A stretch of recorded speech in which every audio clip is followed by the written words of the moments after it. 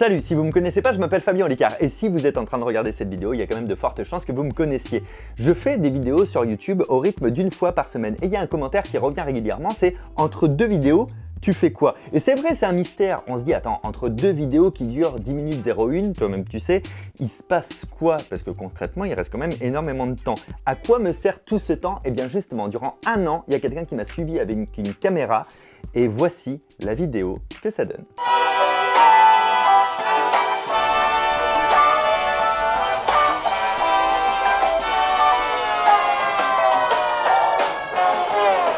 Mais sinon, c'est vraiment ouf d'être là, c'est vraiment génial, tu vois. C'est un magnifique théâtre de 1500 places sur les Mandrakes d'Or, donc il y a un effet de troupe, ça fait plus de 5 jours qu'on travaille ensemble pour ce soir. C'est un peu différent de quand je fais un spectacle tout seul, où je dois tout porter durant 1h40.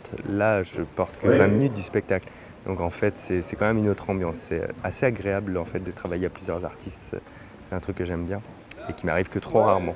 Et là, j'ai quand même hâte de faire le filage technique. C'est quelque chose de rassurant, le filage technique, je te jure. Parfait.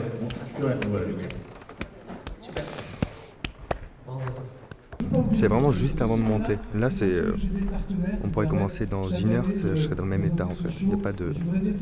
C'est de l'inconscience, monsieur. Mesdames, Messieurs, Fabien Olicard. Bonsoir. Bonsoir, le Casino de Paris. Je suis vraiment ravi d'être là aujourd'hui avec vous ce soir. Je m'appelle Fabien Olicard, donc je crois qu'on vient de vous le dire, je suis mentaliste. Voilà. Moi, ce soir, j'ai une bonne nouvelle pour vous.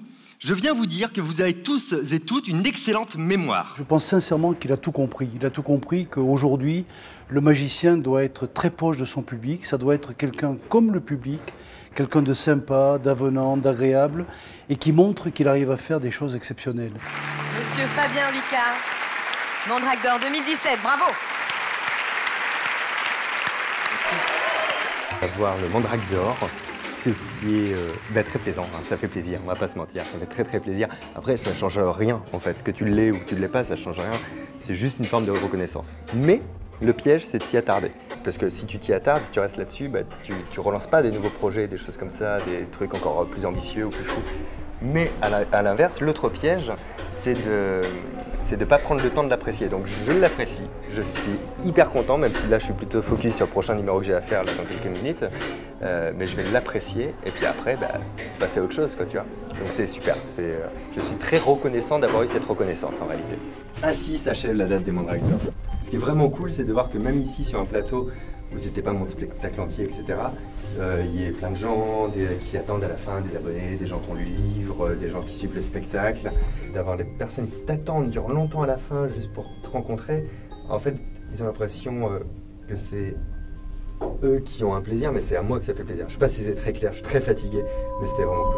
Alors il y a une anecdote qui n'est pas diffusée parce que personne n'était là pour filmer, c'est le soir quand je suis rentré chez moi dans le couloir, j'avais ma valise, le mandrake et mes petites affaires et j'ai fait tomber le Mandrakes d'Or qui s'est vraiment disloqué, il n'y a pas d'autre terme, que j'ai pas recollé. J'ai tout le mandrake en entier dans une boîte, mais c'est plutôt un puzzle, mais ça marche parce que j'aime bien les casse-têtes. Mais en vrai, sinon c'est incroyable de recevoir ces prix, mais en même temps il ne faut pas trop s'y attarder parce que sinon tu t'endors un peu sur tes lauriers. Quand tu reçois le prix, le moment est déjà terminé. Mais en vrai, c'est quand même hyper valorisant et c'est aussi, il y a un côté rassurant de recevoir un prix par ses pairs dans son métier, de se dire ok, je suis aussi validé par eux, parce qu'on peut être validé par le public mais pas par ses pairs, ou par ses pairs et pas par le public, et c'est génial quand c'est les deux. Quand tu écris des livres, il y a un exercice auquel les auteurs se prêtent très fortement parce que c'est très important pour eux, c'est les séances de dédicace. Donc c'est d'aller dans les villes et surtout dans les salons du livre, c'est le plus important. Mais ils y vont aussi pour faire découvrir leur travail parce que dans les salons du livre, il y a beaucoup de personnes qui viennent découvrir des auteurs, ils viennent vraiment pour ça, pour discuter avec eux, discuter de leurs livres. Et c'est vrai que pour moi, c'est un peu plus compliqué parce que je vois mon public en dédicace à la fin des spectacles, on se rencontre, il y a des événements YouTube, il y a plein de choses comme ça. Donc c'est toujours pour moi dur de trouver une journée à prendre. Mais pour les salons du livre, j'essaie de faire toujours l'effort parce que j'aime bien aussi cette ambiance et ça me permet aussi de rencontrer d'autres auteurs. C'est pas comme quand je parle tout seul. Donc là, on part au salon du livre.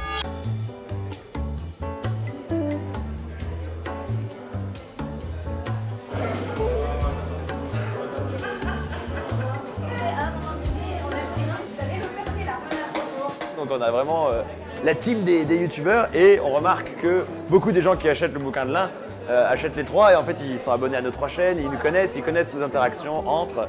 Puis là on a fait la vidéo pour tester le jeu de Fabien la dernière fois et tout ça, donc c'est cool, ça donne l'impression d'appartenir à une petite famille et d'être un petit peu validé. C'est vraiment très agréable de pouvoir faire ça, c'est chouette.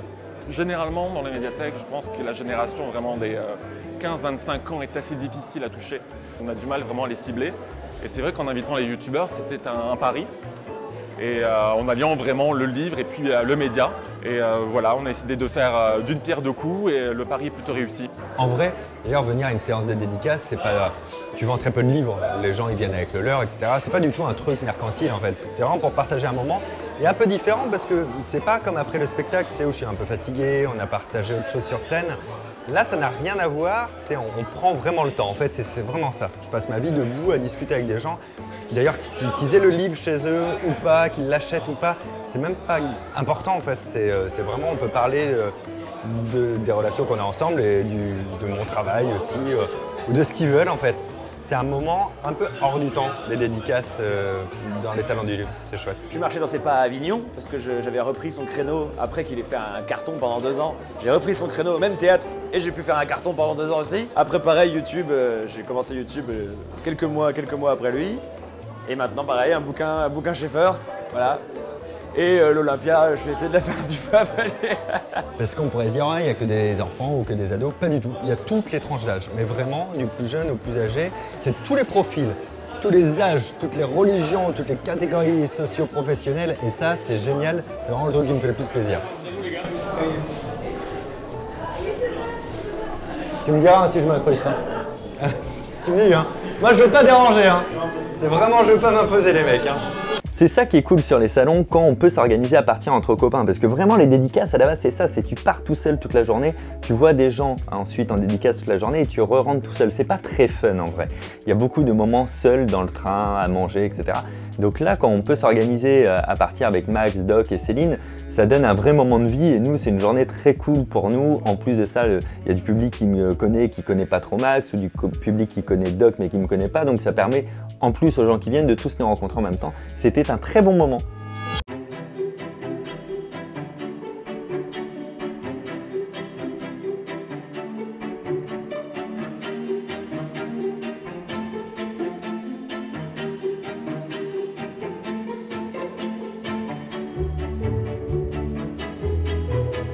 C'est-à-dire que quand j'ai lancé la date pour l'Olympia, j'ai lancé la billetterie le 22 septembre 2017, donc 1 an avant. J'aime bien les trucs comme ça, tu vois.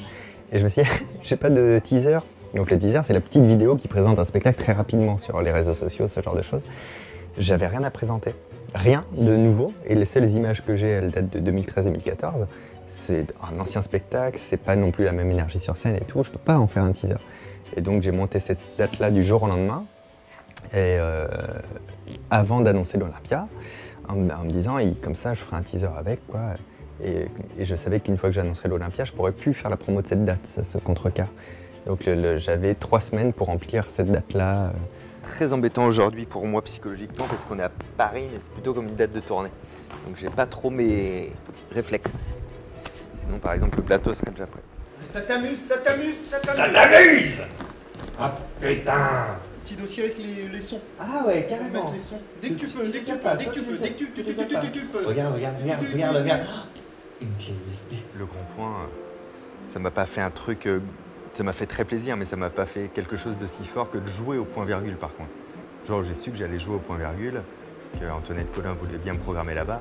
Là, ça a été une émotion particulière, ça résonnait différemment. Pour moi, tous les plus grands étaient passés là-bas, tu vois, ce qui était le cas d'ailleurs. Hein. La programmation est drastique, on n'y joue pas facilement, tu vois ce que je veux dire.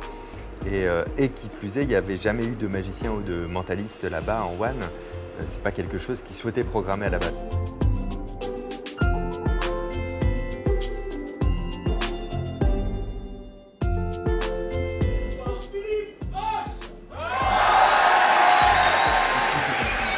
Songe bien, oui, songe en combattant, qu'un œil noir te regarde, et que l'amour t'attend, donnez alors l'amour t'attend. Oh, merci d'avoir applaudi la performance. voilà comment j'ai commencé, chanteur d'opéra. Je vous demande d'applaudir très très fort Monsieur Fabien Olicard.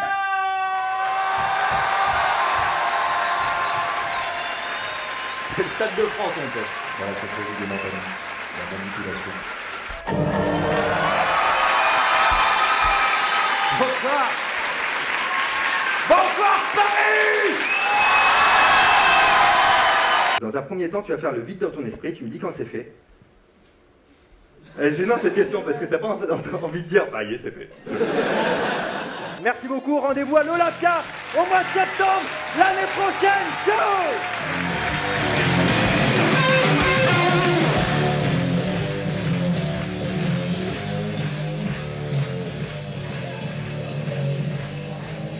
Est-ce que c'est toi, Lisa, derrière, que je vois?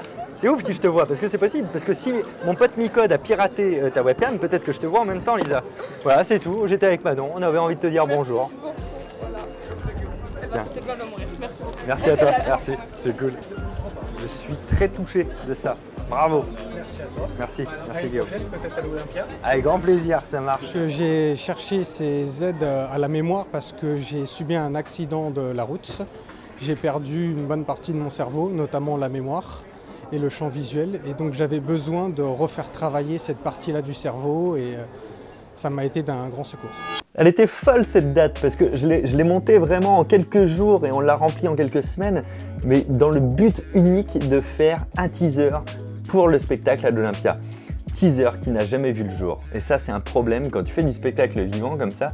C'est-à-dire qu'en un mois, ton spectacle, il bouge, il vieillit. C'est-à-dire que tu enlèves des choses, tu rajoutes des blagues, tu enlèves des trucs.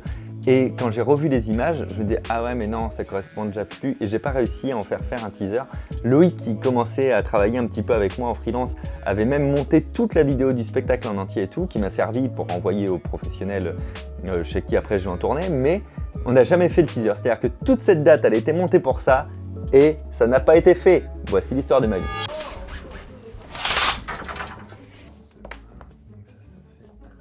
Par quoi commençons-nous aujourd'hui? Aujourd'hui, nous écrivons les 24 vidéos de décembre. C'est beaucoup, hein, 24. La méthode que j'ai, elle n'est pas forcément scolaire. J'utilise, par contre, j'ai besoin en créativité d'avoir plusieurs supports, du papier. T'as vu, je ne les prépare pas sur un ordi, par exemple. C'est pas concevable pour moi. Il faut que je puisse rayer, noter, mettre un post-it sur un truc à rajouter. Je vais rendre la transmission pas trop lourde, ça c'est une certitude. Comme je mens pas dans le titre, je sais que, en tout cas, ceux qui cliqueront dessus trouvent déjà ça intéressant ou curieux. Bon allez, ouais, faut qu'on s'active parce qu'on a un timing, les gars. Ça tourne.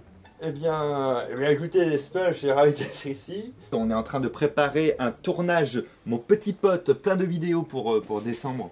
Pour décembre, je vous avais dit, je vous avais prévu des trucs, et ben c'est ce qu'on est en train de faire. Cette série de vidéos pour Noël, c'est que j'avais envie de m'essayer à l'exercice du Vlogmas, donc une vidéo par jour jusqu'à Noël.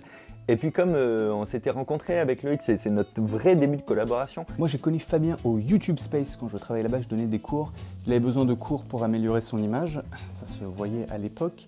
Et du coup on a passé une journée ensemble, on est devenus trop copains. Ça avait été un petit peu long, on se comprenait pas, on n'avait pas le même humour. On a gardé contact, on s'envoyait des petits messages tout mignons. Voilà, c'était pas si simple que ça. Et puis lui, il demandait beaucoup, est-ce que je peux t'aider à faire des vidéos? Est-ce qu'on peut faire des vidéos ensemble? Il m'a fait carrément travailler ensemble. Moi je disais oui, il faut voir. Non, en vrai j'étais content parce qu'il avait été mon formateur aussi sur une journée de 8 heures à YouTube. Et je lui ai dit combien tu prends pour une vidéo, et quand il m'a dit le prix, là je lui ai donné mes tarots et il a fait on va pas travailler ensemble tout de suite. Puis après on s'est arrangé. Je peux pas trop en parler. Comment ça se passe quand on tourne une vidéo ou quand Fabien veut tourner une vidéo? Il a une idée, il arrive, il l'a écrit ou pas, mais la plupart du temps quand même c'est écrit puisqu'il fait des recherches. On met en place le setup, on tourne, je la monte et on la met en ligne. Oui je sais, c'est assez basique, hein, c'est rien d'excitant là-dedans. Quand je vous parlais tout à l'heure d'aller en dédicace à plusieurs, c'est pareil en tant qu'artiste de scène, quand on part en plateau à plusieurs, c'est très cool aussi parce que on se marre et on porte pas le spectacle d'1h30 sur nos épaules comme ça. Et c'est souvent Verino qui me programme sur ses Inglorious Comedy Club. Verino, on se connaît depuis très longtemps, il me prenait en première partie, il m'a beaucoup aidé, il me prenait aussi beaucoup sur ses plateaux. Et donc c'est des vrais moments que je kiffe. En plus quand c'est pas loin de Paris, ça m'évite d'être trop loin de chez moi, c'est très cool aussi. Et puis Verino, il gère ses soirées, c'est incroyable quoi. Il a un public bienveillant, il sait les chauffer à blanc. Donc on va se retrouver là-bas et en même temps, je fais ça aussi en public, mais je fais aussi des conférences. J'en ai fait notamment pas mal pour le Neuroplanète à Nice et vous allez voir tout ça, l'Inglorious, les conférences, ma vie, mon œuvre, Olicard Time.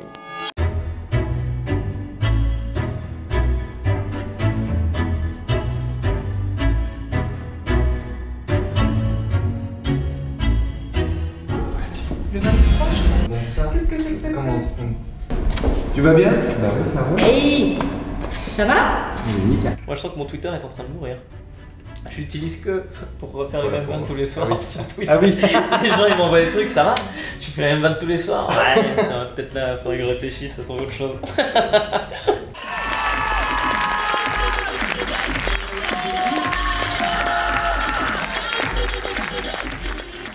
J'ai invité des potes à venir faire des blagues et c'est les meilleurs de la planète. C'est pour ça que vous êtes assis ici ce soir. Je me sens comme une valeur différente, tu vois. Et je crois que c'est pour ça que, par exemple, nos programmes ce soir sur l'Inglorious, je me dis, ah oui, comme ça, en plein milieu, parce qu'il m'a calé au milieu de la soirée, c'est pas un hasard, en plein milieu de tout ça, ça fait sûrement une respiration différente, tu vois. La tonalité de Fabien, elle est dans ses capacités, au-delà du fait qu'il est marrant, c'est qu'aussi il apporte un truc, un souffle différent. On regarde le plateau d'une différente manière. Et il est impressionnant. C'est-à-dire qu'il est marrant et impressionnant. Je fais partie des mecs qui lui ont dit, je sais pas s'il y en a d'autres, mais en tout cas, moi, c'est le moment où j'ai commencé moi ma chaîne YouTube et que je lui disais, putain, il faut que t'en fasses une aussi, t'es le seul. Il n'y a pas de mentaliste pour l'instant. Prends cette place-là. Je pense que c'est un truc qui peut être intéressant. Il n'a pas fait ce que je lui ai dit en fait.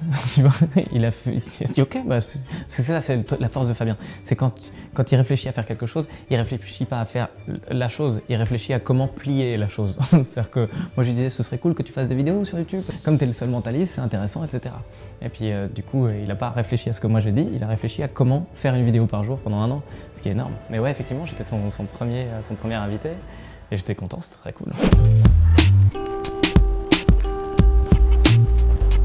Donc coucher 1h du matin, 1h30, pour se relever à 4h40. C'est ce qu'on appelle non pas une nuit, mais une sieste. Mais ça va.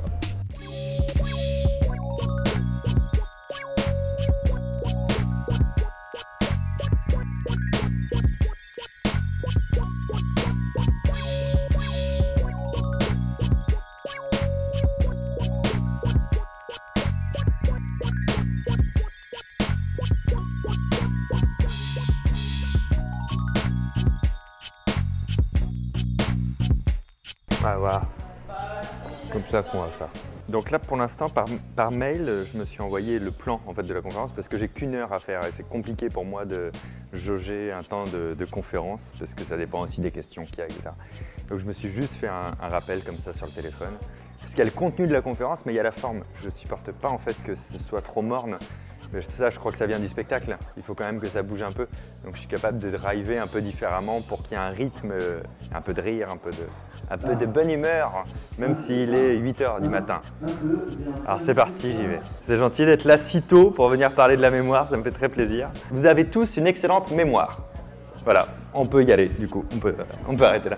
On a tous une excellente mémoire, mais on ne le sait pas forcément et on n'a pas forcément les bonnes clés pour l'utiliser. Il a fait sortir un certain nombre de sujets de cénacles fermés. Voilà, donc c'est un ouvreur de porte. Il y a d'ailleurs une de ses vidéos dans laquelle il raconte comment craquer une serrure sans clé. Et c'est ce qu'il fait en fait dans la vraie vie. C'est ça qu'il fait, il ouvre des portes. Et c'est super chouette pour moi d'être aux côtés de gens que j'admire. Tu vois, par exemple, cet après-midi, il y a Idriss Aberkan qui avait fait le fabuleux livre « Libérez votre cerveau » qui est là. Je me sens presque un peu imposteur en fait dans ce genre d'événement. Mais ça m'avait déjà fait cette sensation il y a 2 ans. C'est d'être à côté de gens qui sont des grands universitaires dont les travaux m'inspirent et m'intéressent. Je me dis, putain, je suis invité sur le même truc qu'eux à donner mon point de vue ou mon savoir, entre guillemets. Voilà, il y a un côté un peu touchant et un peu... j'ai vraiment le droit de faire ça voilà. Tu vois, un des messages que j'adore chez Fabien, qui est très simple, hein, c'est que si jamais tu as souffert à un moment où tu apprenais quelque chose, ton cerveau ne voudra pas s'en rappeler. C'est la base. Tu prends les maths, il y a plein de gens qui n'aiment pas les mathématiques juste parce qu'ils ont souffert au moment où ils les ont appris. Et du coup, leur cerveau dit « stop, touche pas à ça, c'est associé à des trucs négatifs ». Rien qu'en apprenant ça aux gens, tu peux changer totalement la façon dont la population française, européenne retient ces cours, retient l'information. Au final, ma vie, c'est quand même beaucoup de déplacements. Je suis toujours barré à droite à gauche et c'est beaucoup de temps condensé. Et en fait, j'adore faire ça. J'adore faire les conférences, j'adore faire les spectacles, j'adore faire les plateaux. Mais on va prendre un exemple très concret. Pour un gala qui est de renommée internationale et pour lequel il est très dur d'accéder, Montreux, en Suisse, ton temps de scène, il est à environ 15 minutes. Ça demande quelques semaines d'organisation avec la logistique, avec qui fait quoi, avec comment, avec la mise en scène, avec tout, avec la réécriture du numéro. Et après, ça te mange 48 heures de ta vie, entre le moment où tu as, même un peu plus d'ailleurs, entre le moment où tu pars chez toi et le moment où tu rentres, donc on va dire 50 heures, pour au final 15 minutes à peine sur scène. Et c'est ça qu'il faut se rendre compte, c'est un peu comme quand on voit une vidéo, il y a des semaines de travail avant et de tournage et de montage et d'écriture et tout ça. Et bien là, c'est pareil, sur un truc comme Montreux qui nous met une pression en plus pas possible, on part 50 heures de chez nous pour jouer 15 minutes. Et c'est là où il file beaucoup le temps, mais après ça donne des trucs trop cool, des trucs comme ça, comme Montreux.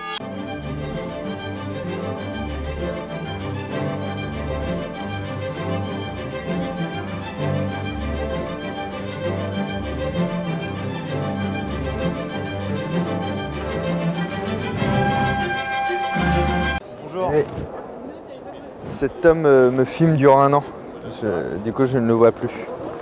C'est vrai? Ah, c'est une blague, ouais. C'est dingue. Ouais. Pendant un an, mais c'est beaucoup trop long. Ça va faire une vidéo, mais très longue. Ne faites pas ça. Alors évidemment. Est-ce qu'on peut dire ça aujourd'hui? Non, c'est fini. Et là, c'est le Graal. Nickel. Merci à tous.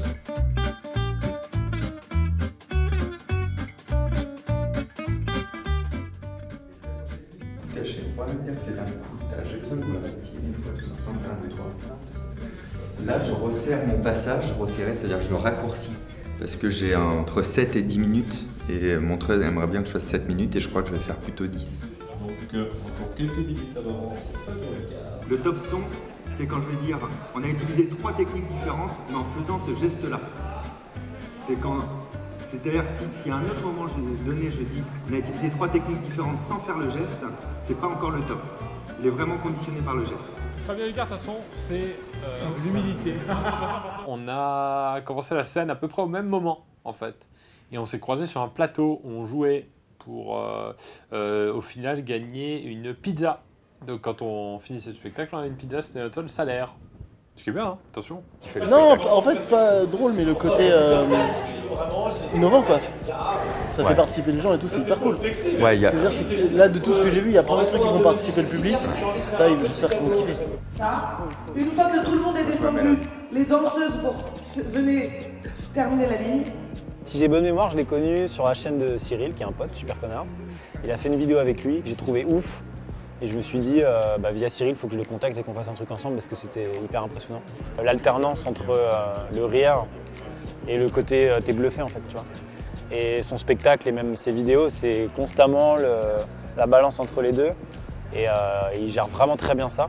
Moi, en tant que viewer YouTube lambda, quand je vais sur la chaîne de Fabien, c'est vraiment le côté magique au sens propre. C'est-à-dire, c'est le côté, je vais regarder une vidéo, je vais apprendre un truc, je vais acquérir une compétence de mentalisme ou autre chose qui va me permettre d'impressionner mes potes en gros, tu vois. C'est un peu ça le truc fort sur la chaîne. Je pense que ce que les gens attendent, c'est ok, Fabien il apprend des trucs vraiment super impressionnants. On peut pas te dire un mec qui fait pareil que Fabien sur YouTube, tu vois. Il y en a pas.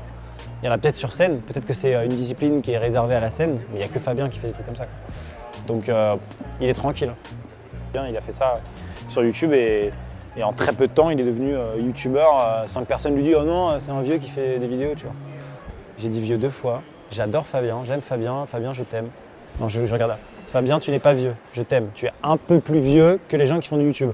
Mais moi aussi, je te rassure, donc tout va bien.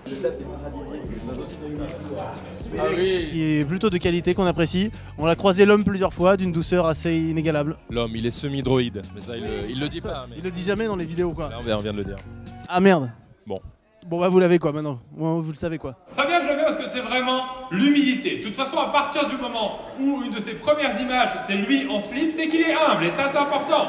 À chaque fois que je vais dire un mot, vous allez vous le visualiser. Si à un moment donné je dis le mot pomme, dans votre tête vous imaginez une pomme. Il n'y a pas de piège, hein, il n'y avait pas besoin de réviser avant. Il y a un truc, il y a une anecdote pour Montreux, c'est que comme ça fait partie du nouveau spectacle, ce que j'ai fait là-bas, j'avais jamais isolé ça. C'est-à-dire, tu isoles un numéro du spectacle. Quand je le fais dans le spectacle, il y a déjà plus d'1 heure qui sont passées, les gens sont chauds, on rigole, etc. Là, c'était de me dire, est-ce que ça peut être un numéro divertissant de le mettre comme ça? Ça s'est bien passé. Aujourd'hui, quand je revois le numéro, je ne l'aime pas du tout parce qu'il y a vraiment 30% de blagues en plus aujourd'hui. Ça rigole beaucoup plus qu'avant. C'est un meilleur rythme, il y a moins de texte, c'est resserré, c'est retravaillé. C'est ce que je vous disais tout à l'heure dans le reportage, que le spectacle vivant, ça vieillit très très vite. Et là, c'était le cas. Mais en même temps, voilà, c'était un sacré défi. J'aurais pu faire un truc safe que je maîtrise à fond du dernier spectacle, enfin de l'ancien spectacle, et qui fait un carton absolu quoi qu'il arrive. Et je me suis dit, non, je vais prendre le risque de faire ce que je fais aujourd'hui. Et ce numéro était très jeune, et je l'ai fait quand même. C'est une fierté pour moi de l'avoir fait comme ça, tu vois, même si aujourd'hui je me dis, ah putain, il n'y avait pas ça, il n'y avait pas cette blague, il y avait encore ce truc, et machin. Ah, c'était rigolo. Ça fait partie de la réécriture, en permanence en fait. Quand tu fais des vidéos, tu écris. Quand tu fais des spectacles, tu réécris en permanence. Et quand tu fais des livres, tu écris. Ça, c'est normal. Et c'est un travail titanesque. Et c'est d'ailleurs à cette période que je me suis mis à écrire en deuxième livre. Le sommaire 2 tel qu'il est en train de se construire. Des idées mises à l'arrache dans un pseudo-sommaire quand j'ai une idée thème. Le sommaire du premier livre tel qu'il est construit. Un suivi avec les titres des chapitres que je viens d'écrire, le nombre de caractères qu'ils font à ce jour, quel pourcentage du livre ça fait. Ben, je sais qu'à ce jour, j'ai écrit 36% du livre. Je tiens à garder ça avec un certain équilibre. Donc comme ça, tu vois, là aujourd'hui, je me dis, je vais peut-être faire, bon, il y a pas mal encore de choses à faire, mais je vais peut-être faire un peu de mémoire. Et le premier volume avait un gros pavé comme ça sur le non-verbal, donc bleu clair. Et là, je vais peut-être faire un gros pavé sur la mémoire. N'oubliez plus votre agenda, contrôlez son corps par l'hypnose, la graphologie est-elle utile?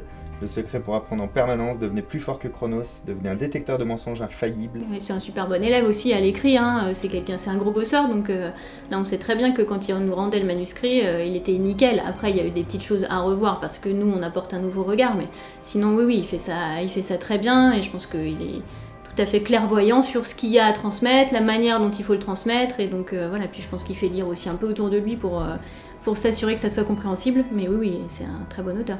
Tout ce qui m'intéresse, moi, dans la vie, c'est que les choses soient faites à temps. Donc le seul rendement auquel je fais attention, c'est attention, il faut que ce soit fait avant tel jour. Et comme j'ai jamais beaucoup de temps, comme tout le monde, je me force à créer un moment dans la journée où je vais le faire, et ça tous les jours. Je sais qu'en fait, si je me dis, bon, à un moment donné, je me prendrais 3-4 jours pour le livre, où je ferais que ça, je le placerai jamais. Et il va arriver un moment où ce sera trop tard, je vais faire le truc à l'arrache. Alors que là, je me dis, voilà, tous les jours, il faut au moins que j'ai écrit un chapitre. Peu importe le temps qu'il va prendre, mais il faut au moins qu'il y en ait un qui soit fait tous les jours, quoi.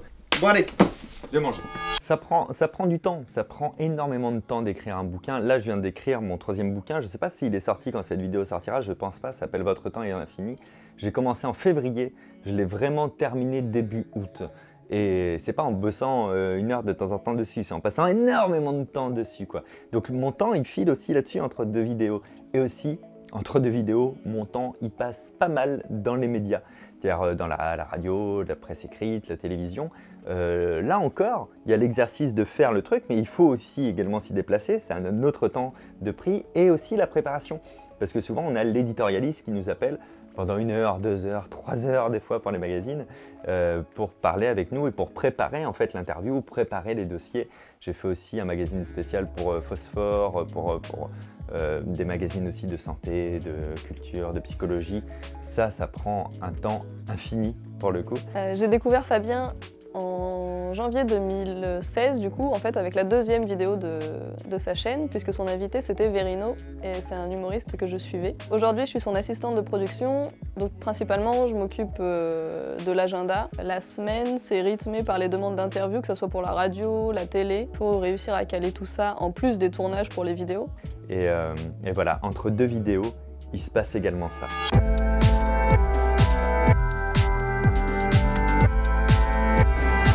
Salut, ça va?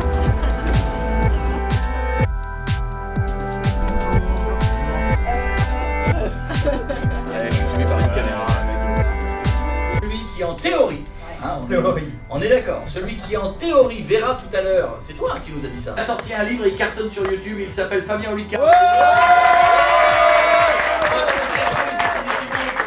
Oui, j'ai un spectacle d'humour et de mentalisme. Et juste après, j'ai écrit mon premier livre qui a hyper bien marché en écoutant votre album en boucle. Sérieux? En plus en mode monomaniaque, tu sais, j'écoutais tous les matins. Et voilà. Et j'avais envoyé un message à un manager à l'époque, mais vous, ça décollait à mort. Et tu sais, je voulais vous l'envoyer et tout, et j'ai jamais eu l'occasion du coup, mais voilà. C'est ouf, hein? Bien, j'aime bien. C'est juste que j'ai peur de ne pas être toujours légitime en fait dans ce genre d'émission, donc je sais pas trop comment me positionner. Et plus le temps avance, après, plus je suis à l'aise, quoi. J'ai peur que si je fais une vanne, par exemple, on le prenne mal en mode « mais pour qui il se prend, le mentaliste ?» ou un truc comme ça. Ça, c'est le problème de ne pas avoir l'étiquette humoriste alors que je fais beaucoup d'humour sur scène ou en vidéo, quoi. Je me demande si c'est pas après une interview que j'avais eu un coup de fil de Navo. Navo, c'est le co-créateur de Bref avec Kian Kojandi. Et c'est un génie. Ce mec est un génie de l'humour et c'est aussi un génie créatif. Et il s'occupe d'un plateau qu'il a lancé qui s'appelle Dans le Noir, où les humoristes viennent faire des numéros dans le noir. Voilà, c'est un concept en fait, c'est une chose à vivre un peu différente. Et il m'appelle et il me dit « Est-ce que ça te dirait de faire du mentalisme dans le noir ?» Je fais « Mais c'est quand ?» Il fait « C'est dans 1 ou 2 mois je crois. » Et je lui ai dit « Oui, compte sur moi !» Mais je ne savais pas du tout ce que j'allais pouvoir y faire. C'est ça qui est génial en fait, c'est que tu ne sais pas du tout. Et je me dis « Ok, je le fais ». C'était un soir où Verino était programmé également. D'ailleurs Verino a eu la très bonne idée de louer une caméra infrarouge qu'il m'a prêtée pour qu'on capte notre numéro, qu'on puisse le voir quand même nous après. Et il en a fait une vidéo sur YouTube et moi aussi si vous voulez aller voir ça un jour. C'était passionnant et puis surtout à la fin du truc, à la fin de la soirée, j'avais fait un numéro de 15 minutes dans le noir et je me dis putain c'était cool de créer ça juste pour l'instant. Et après je me dis mais pourquoi je ne le garderais pas au moins une partie de ça dans mon spectacle. J'ai demandé à Navo si ça ne le dérangeait pas et il me fait bah non au contraire c'est trop cool. Et voilà aussi comment ça peut évoluer un spectacle. C'est-à-dire qu'à cause d'une contrainte sur un événement particulier, tu as dû créer quelque chose et tu te dis est-ce que cette création-là, je ne peux pas la reformuler un petit peu et la mettre dans le spectacle. Donc ça, c'est du temps aussi qui passe entre deux vidéos à faire de la création, à penser au spectacle et à reformuler des choses. Mais en général, tout se rejoint parce que ce temps passé pour ce plateau, donc ça c'est de l'artistique de scène, est passé dans mon spectacle. Donc ça c'est trop cool. Mais en plus, on en a fait une vidéo sur YouTube et donc ça devient également une vidéo. Et donc les temps se mélangent aussi parfois. J'ai envie de chialer.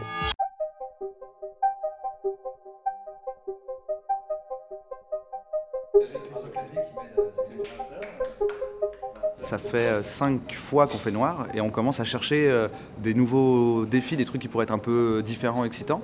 Et on s'est dit, bah, on va proposer la connerie à Fabien, le connaissant. Il va d'abord peut-être se dire, attends, comment faire? Puis se dire, ah, si je me dis, attends, comment faire, c'est qu'il faut le faire. Ouais. En vrai, moi, je suis stressé de folie. C'est un truc que j'ai écrit pour la première fois pour l'occasion avec la contrainte de les gens voient pas. J'ai jamais pu le tester. Je vais le faire ce soir et dans des conditions que j'ai jamais testées, à savoir être dans le Nord. Enfin, tu vois, je suis comme ça. Mesdames et messieurs, s'il vous plaît, deuxième invité de ce soir, du bruit pour le mentaliste Fabien Olicard.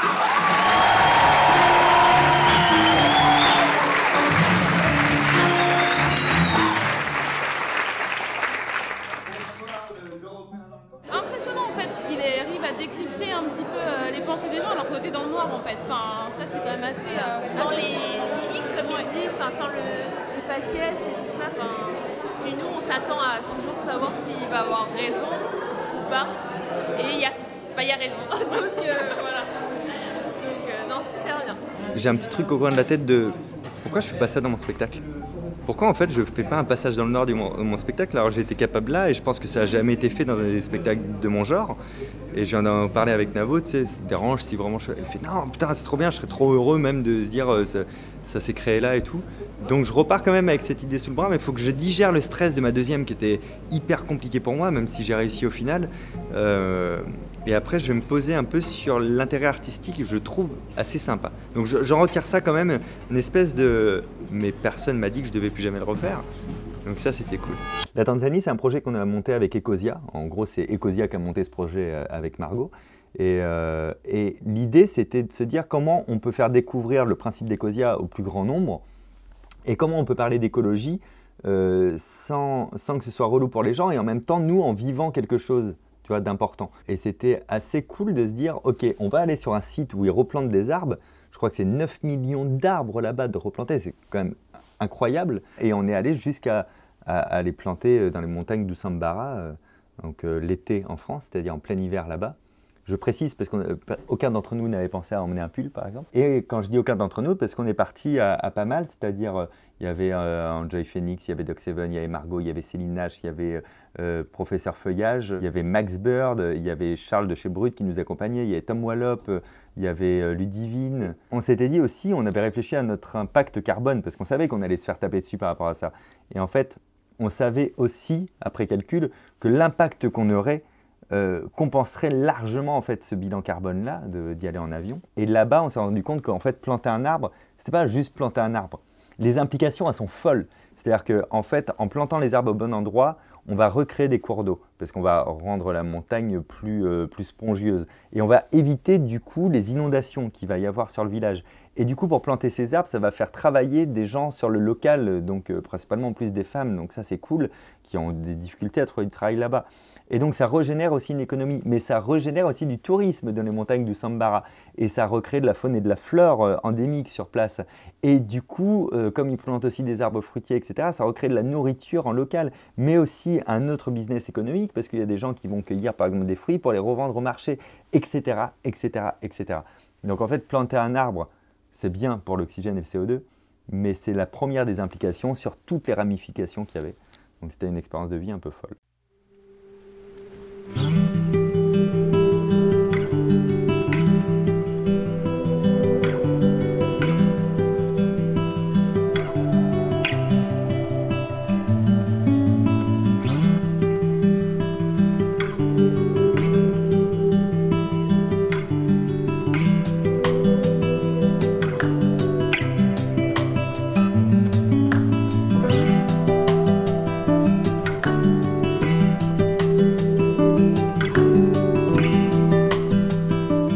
Là, on arrange les pots qu'on a fait tout à l'heure et on voit toute l'utilité de bien les avoir tassés parce que sinon il y a un gros temps de perdu parce qu'ils se défont en fait sur le transport, tu vois. Là, je vous présente juste ici 45 recherches sur Ecosia, 45 recherches sur Ecosia, 45 recherches sur Ecosia. Ça prend vraiment son sens en fait et là ça devient juste hallucinant et vertigineux. Tu sais, quand on se dit ah ouais, faire une recherche sur Ecosia, pourquoi pas, en fait c'est ça que ça donne. Clairement c'est ça. Il n'y a aucun effort à fournir. Tu fais ta recherche sur ce site, si elle ne te plaît pas, tu as un clic pour basculer sur des autres sites de recherche très connus, mais la moindre recherche que tu auras faite, elle aura contribué une recherche à un 45e de cet arbre. Incroyable. Donc on est sur une crête et ici on replante ce qu'on a vraiment vu dans les pépinières, etc. Il les ramène jusque là. Dans le but premier, le premier vrai but quand même, c'est de prévenir des inondations pour les fermiers et les villages qu'il y a en bas. Puisque comme le sol n'est plus spongieux, il est imperméable, on a toute l'eau qui coule après et ça crée des coulées de boue et des grosses inondations. En boisant ici, ils vont recréer en fait une espèce d'éponge qui va retenir l'eau. Et ils ont deux saisonnalités, en juin et en septembre ils font ça. Et d'ici peut-être la deuxième saisonnalité, ils seront déjà passés de l'autre côté du versant. Ça va s'étaler sur 5 km en tout.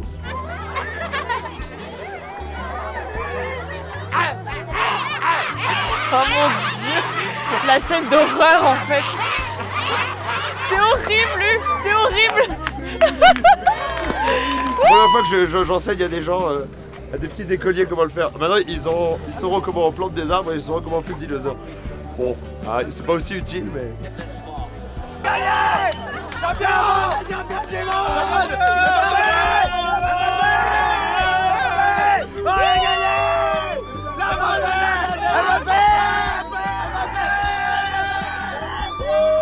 La Quand tu fais un Olympia, on pense souvent que toute l'année d'avant, elle y est consacrée, alors qu'en fait, non, il y a plein de micro-projets en fait, qui s'insèrent là-dedans. Je crois qu'il n'y a pas d'image de ça parce qu'on n'a pas les droits, mais j'avais fait mon premier VTEP aussi où j'avais fait un numéro dessus. Donc ça, c'est des moments de création complets. Le numéro que j'ai fait à VTEP, c'est un numéro que j'ai créé pour l'instant. Le numéro que j'ai fait pour Noir, je l'ai créé pour l'instant. Et après, des fois, je récupère des bouts ou pas pour le spectacle. Et du coup, quand l'Olympia arrive, presque un mois et demi avant que tu commences à te concentrer dessus, et c'est un peu fou. En fait, pour que vous ayez bien la vision, j'ai réservé l'Olympia en juin 2017. Donc en fait, en juin 2018, ça fait 1 an que ce truc-là est réservé et que c'est dans longtemps. Donc même au mois de juin-juillet, j'étais encore dans l'énergie de l'Olympia, c'est dans longtemps. Et c'est fin juillet ou début août où là, vraiment, j'ai commencé à m'exciter dessus. Et en même temps, c'était un projet assez dingue parce que j'ai commencé en autoproduction, tu vois, dans les théâtres, les trucs comme ça, et j'ai continué en autoproduction. Il n'y a pas un producteur qui réserve pour toi l'Olympia, qui prend le risque financier, qui organise tout. Il faut tout faire, tout, complètement tout. Et avec la même équipe depuis le départ, avec Diablo et Gary, ça aussi c'est fou. Gary, je ne sais pas si j'en avais parlé avant ou pas, ou si j'en parle après, mais on était ensemble au lycée, devant le même lycée, pas vraiment dans le lycée, mais devant le même lycée. Donc on avait 16 ans, 17 ans, et tu te dis, et clampin qu'on est, on a réussi à monter un Olympia entier, parce que l'Olympia, il faut que vous vous disiez bien, il n'y a pas de technique dedans. Tu loues, tu lis pas, tu la loues, tu loues une salle qui est complètement vide. Donc il faut trouver tout le matériel technique, le louer, verser l'argent aussi, quoi, parce que toutes mes économies sont passées dans l'Olympia, que ce soit bien clair, il ne restait plus un seul euro après. Il faut après trouver les 30 techniciens qui vont monter ça. Mais du coup, il faut les loger, les faire venir. Et puis du coup, il faut les nourrir. Donc il faut trouver un cuisinier qui s'occupe de ça. Et puis comme il y a du monde, il faut trouver un personnel de sécurité. Et puis. Et les et puis ne s'arrêtent jamais. Et ça s'est très bien passé en termes d'organisation aussi parce qu'il y avait Karine Hersan qui était là, qui est une pote depuis longtemps, qui elle aussi s'est autoproduit il y a des années à l'Olympia. Et du coup, on a fait ça ensemble parce qu'elle avait la mécanique. C'est même elle qui m'a fait rencontrer directement la bonne personne pour l'Olympia au départ, ce qui m'a évité de prendre rendez-vous moi-même. Et le jour J de l'événement, par contre, je restais dans mon job d'artiste à 99% du temps. Et c'est elle qui s'occupait après du reste de ce qu'on avait mis en place, quoi. Donc c'était un double stress en fait, cette Olympia. Il y avait le stress de l'artiste, un triple même. Le stress de l'artiste, le stress du producteur et le stress de l'investisseur. Tu vois, même stress là, j'ai du mal à le dire parce que, encore une fois, il y a toutes les économies qui sont dedans et tu te dis si je perds, s'il n'y a pas de monde, s'il n'y a personne, je perds tout en fait, quoi. Mais c'est pas grave, on aura vécu le moment, tu vois. Moi, mon rêve, quand j'ai commencé à faire de la scène, j'étais à La Rochelle, et mon rêve, c'était de jouer au point virgule à Paris. C'était ça, mon goal ultime. Et j'ai joué au point virgule à Paris à partir de 2014. Et du coup, un truc comme l'Olympia, c'était juste un bonus, des bonus de vie. Pour l'Olympia, comment il était? On est quand même sur quelqu'un qui a, comment dire, un tempérament assez... Je ne vais pas dire froid parce que c'est pas du tout la nature de Fabien, c'est loin d'être quelqu'un de froid, mais il prend les choses de manière quand même assez factuelle. Voilà. Donc on n'est jamais dans des extrêmes émotionnels, il n'y a jamais un stress énorme, ou en tout cas un stress énorme apparent. C'est quelqu'un qui ne va pas te faire sentir qu'il est stressé, c'est quelqu'un qui ne va pas te faire sentir qu'il est en colère, c'est quelqu'un qui ne va pas te faire sentir qu'il est très fatigué. C'est quelqu'un de tempéré. Donc il prend les choses voilà, de cette manière. Et moi par contre j'étais stressée. Comme j'ai fait la première partie, j'étais comme ça. J'ai quand même fait une première partie avec un sketch nouveau que j'avais testé bien 5 fois. Une inconsciente, voilà. Moi j'étais tétanisée, absolument tétanisée en ayant écrit des vannes la veille au soir. Mais il était content, il était fier. Et pour ceux qui étaient à l'Olympia, il y avait la petite larme quand même sur scène, il s'est laissé surprendre quand il a fait ses remerciements. On est témoins. Ce mec a un cœur! Arrivé, Lauriane, d'accord? On se dit à 8 h là-bas. Donc là, à ce moment-là, il va y avoir le montage du matos. Je vais appeler Diablo, savoir à combien de temps il estime à peu près le montage, même si j'imagine que c'est loin d'être une science exacte. Hier, on était mardi, j'ai reçu les 15 000 exemplaires de l'imprimeur, il y a un truc qui m'allait pas du tout. Et du coup, le graphiste qui m'avait aidé à faire ça n'avait plus les fichiers. Bon bref, tout devenait compliqué et long. Et du coup, je me suis chauffé, j'ai refait le livret moi-même. Et comme je ne suis pas graphiste, ça m'a pris 4 heures de la journée, plus une demi-heure pour trouver un imprimeur à Paris qui soit capable de le faire. Et ce sera livré demain. On pourrait penser que je suis à la bourre, mais je ne suis pas à la bourre. Si je prépare les sons la semaine de mon Olympia, alors ce sera vraiment les bons sons que je voudrais à ce moment-là. Parce que dans le spectacle, il y a un tour où il faut télécharger une application que Micode m'a programmée. C'est une expérience collective. Donc j'ai fait des roll-ups pour ça. Et en fait, il restait de la place sur le roll-up. Et je me suis dit, qu'est-ce que je pourrais faire en plus? Et après, je me suis dit, je sais ce que je vais faire. J'ai créé un filtre personnalisé, géolocalisé, à l'Olympia. Et donc les gens qui seront à l'Olympia pourront se prendre en photo sur Snapchat et mettre le filtre personnalisé de la soirée.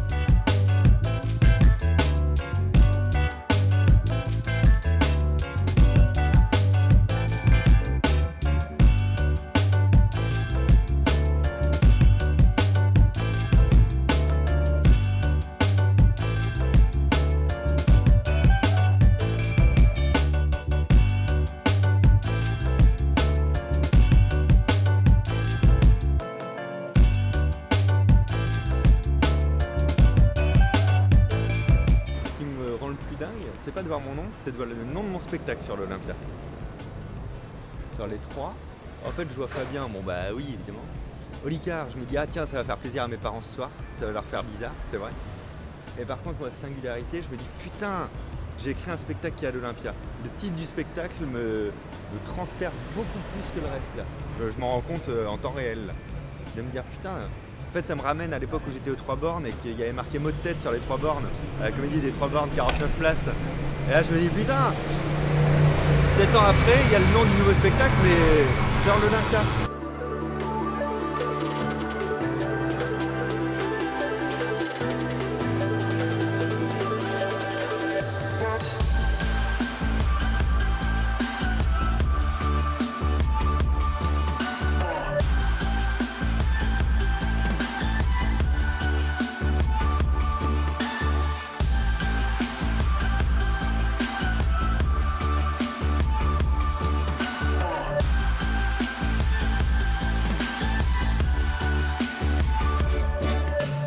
Bah, en fait, le kiff, c'est les découvertes. C'est par exemple Diablo qui a fait toute la création lumière. Je lui fais entièrement confiance. Donc, il a créé tout ça, les totems, les plans de feu et tout. Et je le découvre qu'aujourd'hui. J'ai vu des petites mises en situation 3D vite fait de la base. Où il m'a dit, est-ce que tu me valides de partir là-dessus? Ok. Mais la vraie créa, les mouvements, j'ai rien vu de tout ça. Donc, je découvre ça, quoi. Donc, c'est ça que je kiffe, en fait. C'est ma partie, je peux pas la kiffer, je la connais, je l'ai créée. Mais tout ce que eux ils créent, et que je vois prendre naissance, bah c'est génial. On va bientôt commencer, alors si vous voulez vous mettre en place, c'est maintenant. Ok. Parce que moi je vais fermer les lumières et après vous verrez plus rien. D'accord. Bah, nous on va rester ici. C'est qui commence? Céline. On y va, on se met en place. Un tonnerre d'applaudissements pour Céline H. Et c'est vrai que je regarde, il y a de plus en plus de spectacles de mentalistes et ce ne sont que des hommes.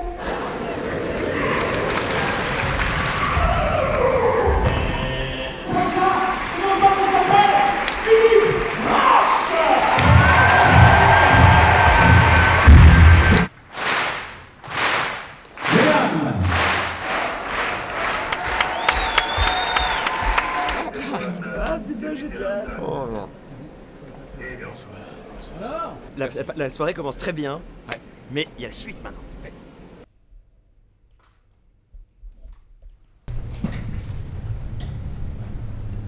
T'es prêt? Allô, je suis prêt. On peut commencer? Quand vous voulez.